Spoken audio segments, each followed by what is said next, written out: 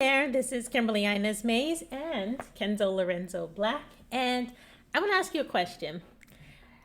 Have you used Airtable before? And if not, you might be missing out on something that can really help you in your life and business. But before I get started, I just wanted to introduce myself. My name is Kimberly Inez Mays. For those who don't know me, I demystify technology for small and medium-sized service-based businesses so that they could finally stop duct taping their systems together and start scaling with confidence. And I do so through marketing, automation, and AI. And here's the thing. Well, I said here's the thing like I was some sort of AI bot, but here's the thing.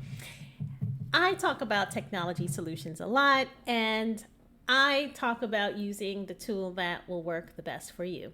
And sometimes you don't know what that tool is, and sometimes you have to do a little bit of experimenting. And sometimes a fancy CRM might be the solution for one business owner, where a spreadsheet might be a solution for another business owner. But what if we can meet somewhere in the middle, right? What if we took that fancy CRM with all of the bells and whistles and the 1,000 things it can do? And what if we took that simple spreadsheet and we met somewhere in the middle that if you can use a spreadsheet, you can use something that is robust and AI driven? Well, I want to introduce you to Airtable.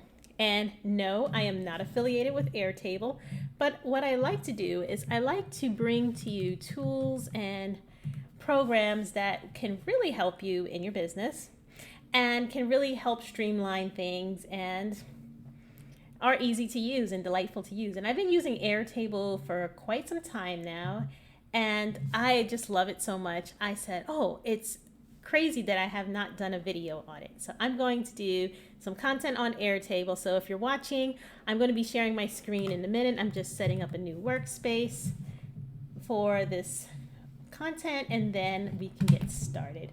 I'm just going to keep my workspace called Workspace 10. Why not? All right. So I'm going to share my screen in just a little bit. But what Airtable is, it is literally a Excel spreadsheet on steroids, right? So think of it as an Excel spreadsheet on steroids, giant database, super easy to use. And what I like about it is that it presents different ways of looking at your data and different ways of using your data. So if you're like the type of person that needs a project management tool, you like that Trello Kanban card style of system, Airtable's got that. If you are driven by a calendar, Airtable's got that. If you are driven by Gantt charts, maybe you're a project manager in your previous lifetimes, and you like that whole like Gantt chart type situation with dependencies, Airtable's got that as well. And it all works from the same data. And so let me stop talking and let me start showing. So I'd like to direct your attention to Airtable. So Airtable is what you see in my screen over here. All right, so each account in Airtable is literally a workspace. A workspace is a collection of bases, and I'm gonna talk about what a base is.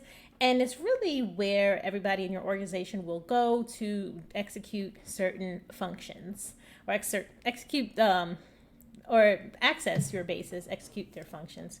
And you see my cat is distracting me a little bit. He's an adorable distraction, but a distraction nonetheless. So if I start building a base, it says, how do you want to start? Building an app with Omni, which is their new AI layer that they've just came out with, their AI release, or build an app on your own. So yes, it's called a base, but they also now calling it apps because now you have your table of data, and then you can have your table now run as an app. And I can show you what it means. So let's do the app on your own, for example. So now each app is also called a base. So the UI looks a little different. The new UI has this thing over on the side here, this toolbar that I find a little bit distracting. So I'm just gonna go ahead and close it for a second. So you have your base, right? You have your base and you have what looks like a table. You have columns and you have rows. You can rename your columns anything you want. So let's say, let's use real examples and not silly examples. So let's say you are doing a content calendar. You can have a column for a date, and then you could change that data type to be a date.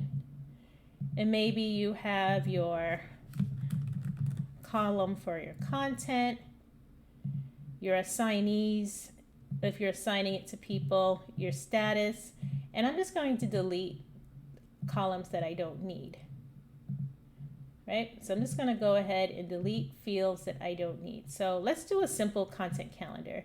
So let's say today's date, the content, we could just put test content assigned. I'm the only person in the space, so let's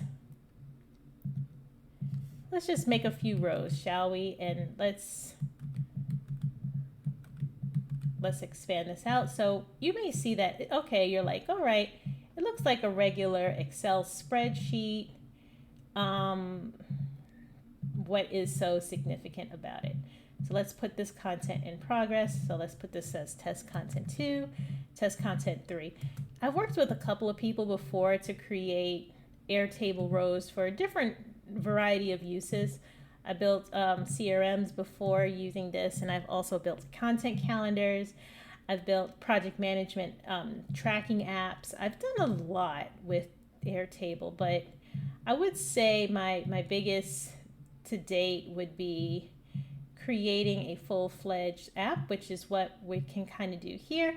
So, all right, so this isn't super fancy or super robust or super impressive, right? But I'm just showing you what a table could look like. So you have your content, you have your date, your content, your assignee, which is me, and your status. Maybe you want another column for categories. So let's just say we want a drop down with a single select type, and let's just call this category.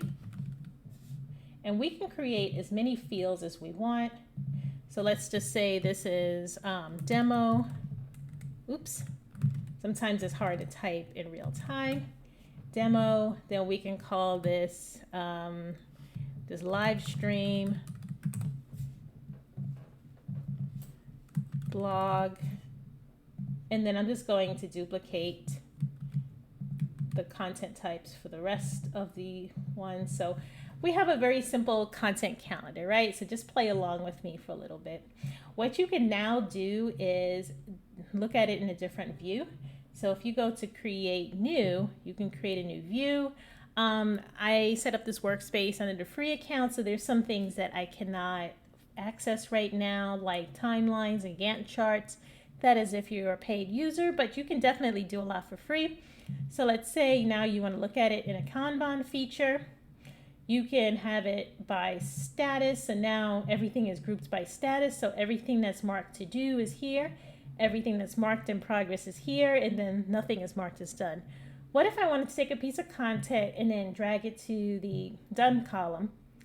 I could do that and then go back to the grid. And now you can see that the data, no matter how I look at it, no matter how I change it, it's always going to update in all of the views because the data remains the same, but the views are different. How you look at the data is different. Let's say I wanted to create a new view, a new Kanban view, and Kanban just means card, and I wanted to look at it by category. I could look at my content by demos, live streams, and blogs, right? And if I wanted to change one of the blogs to a demo, moving that here.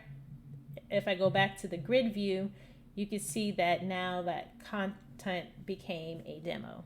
But that's not really what I wanted to show you. So I wanted to show you some of the more AI enhanced features of Airtable. But I thought I would give a little bit of a primer of what Airtable could do. One last thing I want to show you is the calendar view. So because I'm using dates, I can now see all of my content on a calendar. So let's say you want to move things around. Maybe you don't want to do things on Saturdays and Sundays. You can change these dates. And now if you go back to the grid view, the dates have changed. So that is pretty cool, right? All right, so just wanted to throw that out there. I had to spend a few minutes talking about what Airtable is before talking about some of the more features. So if I go to this thing, so I'll open Omni, it's AI enhanced layer that sits on top of this on top of this application. So now some of the things we could do with Omni is find tasks assigned to Kimberly Mays that are in progress, right? Or we could click on that. And so now you can actually talk to the data. I'm pointing at the screen, but I'm going to point the cursor instead of my finger. You can now talk to the data here. So now you could pull up a chat, and now it'll tell you all of the rows that are in progress. Because this is a test data that I just created on the fly just now, it doesn't look impressive. It doesn't look very robust, but suppose you had a large data set of content that you've taken over the years of everything that you've created in your business, maybe not even content, but projects you have in place, or even clients. And you could say, when was the last time I followed up with so-and-so? Maybe you have those records of that follow-up, any sort of tabular data that you have. Now you can definitely talk to it. You could say, summarize the status of tasks assigned to Kimberly Mays. You can do a lot of things with this interface. And speaking of interfaces, there's an interface option where you can actually create the front end view of your data. And this is really important when I build for people. I build it with, I usually build it myself, but let's build it with AI. So let's say try building with AI. Let's see if this works. Okay, build an interface, build a form. So let's build an interface. Let's build a dashboard. And just like that, we have a dashboard of things that are to do, that are in progress, that are done. You could create different sorts of inputs and outputs. You can create forms. You can create a lot of stuff. So in the meantime, I'm going to stop sharing, and I'm going to just show you something that's already been done. Because you may be saying, okay, Kim, that's nice, but what are some of the ways that I can use it? And some of the ways that you can use it are in the examples that I'm about to pull up. So I have to find a few examples that I'm going to pull up now. But remember what I said before is that I am not platform specific. You can create any sort of tool that you like that fulfills your business need in a way that you feel comfortable with. So if you need a HubSpot or High Level or Keep or one of the top CRMs or high-end CRMs, go for that. But if you are the type of person who knows how to use a Google Spreadsheet, a Google Doc, Microsoft Excel sheet, if that's how you're tracking things, if you're tracking things on paper, I would invite you to give Airtable another look. So I'm just going in really, really fast just to see if there is something that I want to share with you. Let me see. Because I have a lot of things that I created, but sometimes I don't want to share everything that either is something that I did for a client. So I'm just seeing if there's something that I did for myself that I can share with you. So let me just see that really quickly. Because sometimes it's better to see something that is done than something that is not done. So I'm going to open up my 2023 content calendar. Let's see what's that's got in it. And that should be pretty crazy looking. Let me just see.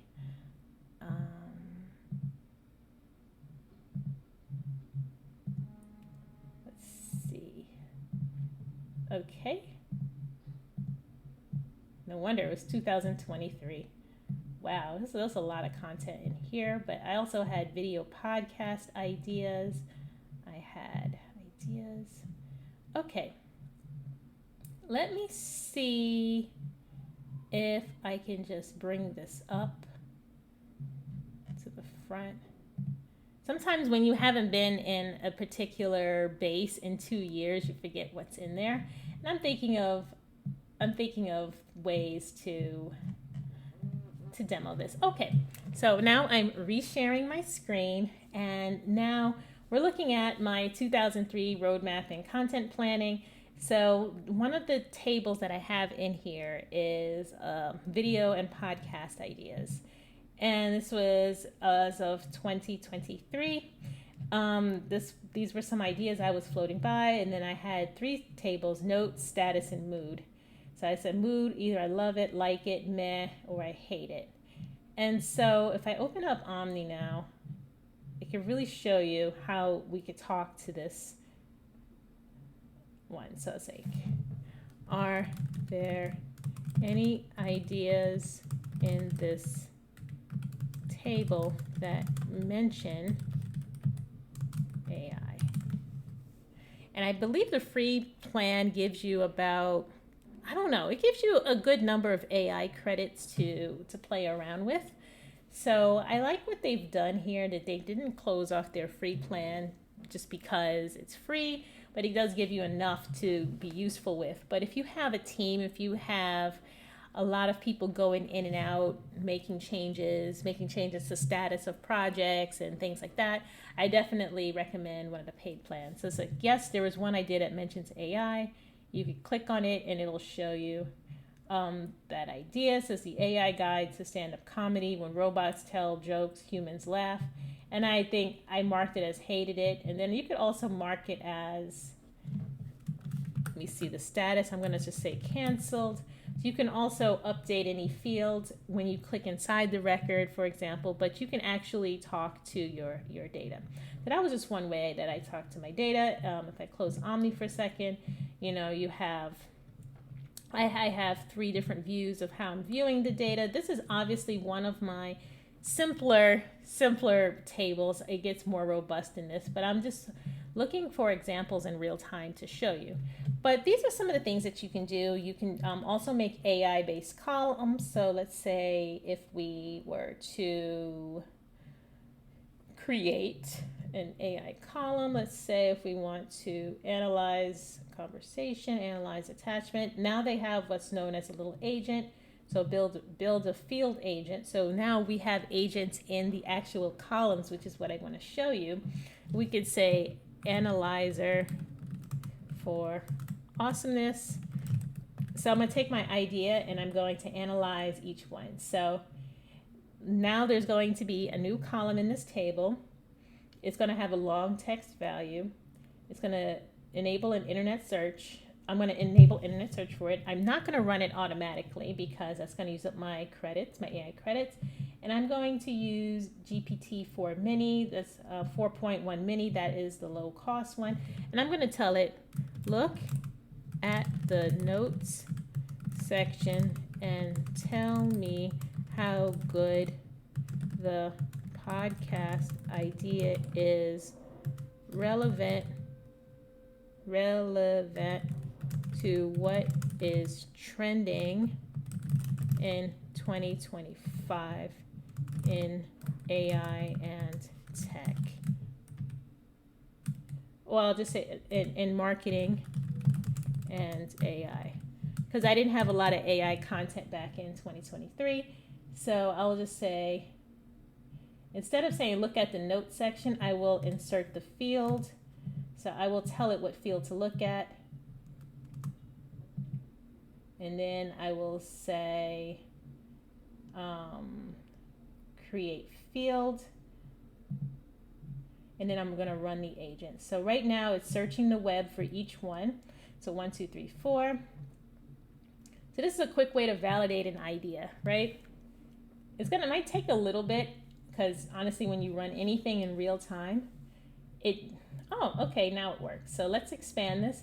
It says the podcast idea landing page ninja is quite relevant to 2025 marketing, especially considering blah, blah, blah, blah, blah, blah, blah, blah. This podcast could effectively. So now it gives its opinion on how well it works in 2025. This approach is relevant, giving the, so okay, it gives me an answer, but it's not giving me like the answer. So what I will do is say relevant, and I'll say cite your sources and give it a grade from A to F for implementation. So each time you change your agent, it will need to be rerun. So I'm just going to rerun it for the first first row. So now it's searching the web, and it will give me some ideas. So it gives me an A-, grade for implementation, and it gives me some sources. So like if you have a large data set, maybe you have like a large list of like ideas you want to do for a show or a topic or something like that, and then you want to run through each one of them, see, okay, is this relevant? Is this useful or not? Like, what does it correspond to anything that's in the market, or validate an idea, or even do like sentiment analysis. Even if you want to also have it create custom responses for people, you have so many use cases and ideas. I can go on and on, right?